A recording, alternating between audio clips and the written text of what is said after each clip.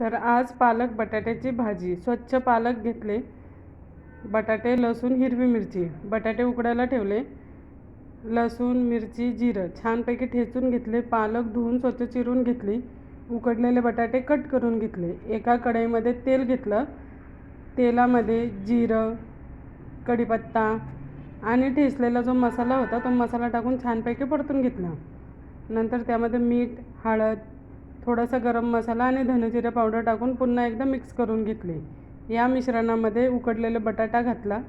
बटाटा छानपैकी परतल्यानंतर जो आपण कट करून ठेवलेला पालक होता तो पालक घालून छानपैकी मिक्स करून घेतला आहे. आलटून पालटून छान मिक्स करून घ्यायचं. पहा किती मस्तपैकी मिक्स झाली. हिरवी हिरवी भाजी दिसते का नाही. आणि एक 10 मिनटं मंद आचेवरती शिजवायची. तोपर्यंत पालकची डाळही केली होती, त्याला मस्तपैकी फोडणी घातली. डाळही तयार आणि भाजी पण तयार. मग काय आपलं ताट सुरू. चपाती, गरमागरम भात, नंतर पालकची डाळ,